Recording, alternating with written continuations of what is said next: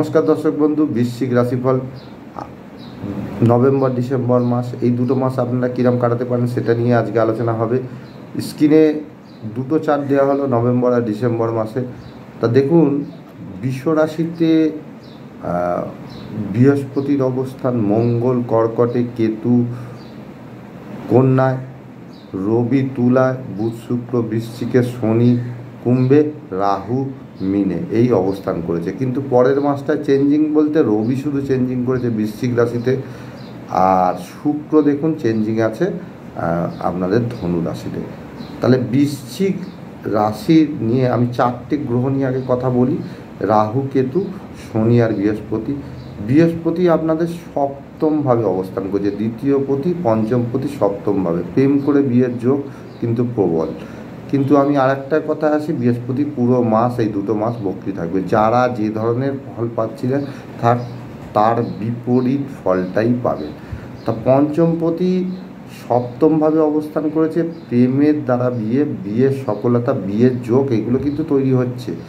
কিন্তু বক্রীর দরুন উল্টো ফলও দিয়ে থাকবে, কারণ বৃহস্পতি বক্রী হয় 120 দিনের জন্য। এবার আসি শনির কথা। শনি দিক আপনাদের তৃতীয় চতুর্থ পতি, চতুর্থ স্থানে অবস্থান করেছে, বক্রী আছে। কত তারিখে মার্গী হবে? 15 তারিখে মার্গী হয়ে যাচ্ছে। 15 তারিখে মার্গী হয়ে যাবে। আপনাদের গৃহগত সমস্যা আস্তে আস্তে কাটতে চলেছে 15ই নভেম্বর, তারপর থেকে আস্তে আস্তে কাটতে চলেছে।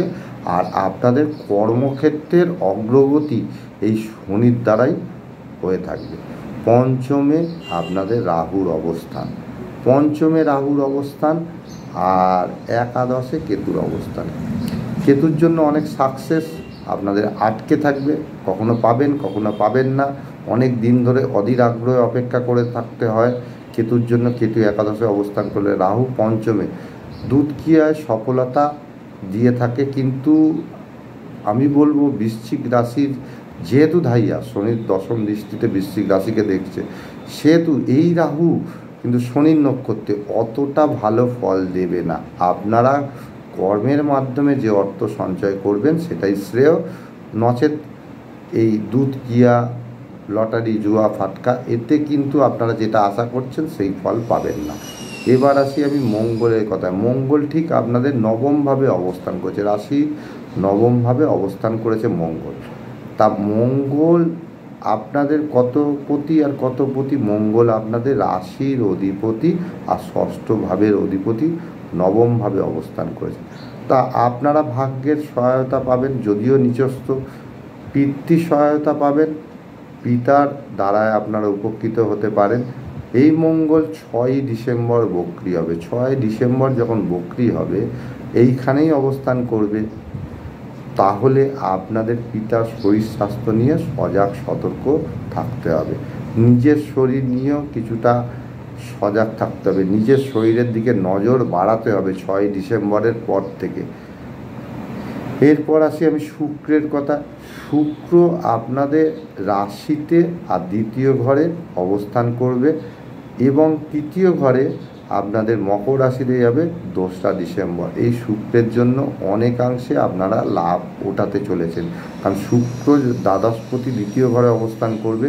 খরচার মাত্রা হয়তো বেশি পরিমাণ বাড়বে, লাক্সারিয়াস কারণে ব্যয়ের মাত্রা বৃদ্ধি হয়। ব্যয়কে নিয়ন্ত্রিত করতে পারলে তবেই কিন্তু সঞ্চয়, অবধারিত সঞ্চয় হবে।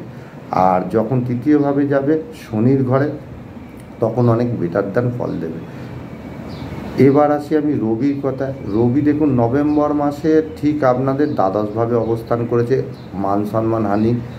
আপনাদের রবি ক্ষেত্রে রবি দশমপতি, দ্বাদশে কর্মের হানি এগুলো হতে পারে। কিন্তু এই রবি নভেম্বরের 17 তারিখের পর থেকে আপনাদের রাশিতে আসতে চলেছে, তাহলে নতুন কর্মের যোগ সাধন তৈরি হয়ে থাকবে। তাহলে কর্মের উন্নতি পাবেন 17 তারিখের পর থেকে। এই রবি বৃশ্চিক রাশিতে 17 তারিখের পরে আসছে, তাহলে এই সুবিধাগুলো পাবেন রবির জন্য। বুধ পুরো দুটো মাসই বৃশ্চিক রাশিতে অবস্থান করবে। তা আপনাদের রাশিতে এই বুধ অবস্থান করবে, বুধ আপনাদের অষ্টমপতি আর একাদশপতি। তা আপনাদের অনেক সাকসেস অবৈধভাবেও চলে আসতে পারে। মানে চেষ্টা না করেও সাকসেস, এই ধরনের কাজ আপনারা করতে পারেন, কিন্তু বুদ্ধির ভুল হতে পারে। এটা কিন্তু সজাগ সতর্ক থাকতে হবে। আর আমি লাস্টে যেরকম নবগ্রহ বীজ মন্ত্র দিয়ে দিই, সেইটা দিয়ে রাখছি। আপনারা এটা প্রতিকার স্বরূপ হিসাবে ব্যবহার করুন, অনেকাংশে উপকৃত হবেন। কারণ আমার বইতে পড়া এবং জ্ঞান তাতেই আসে, বইতে লেখা আছে 99% ব্রেকআপ নেয় মন্ত্র দ্বারা।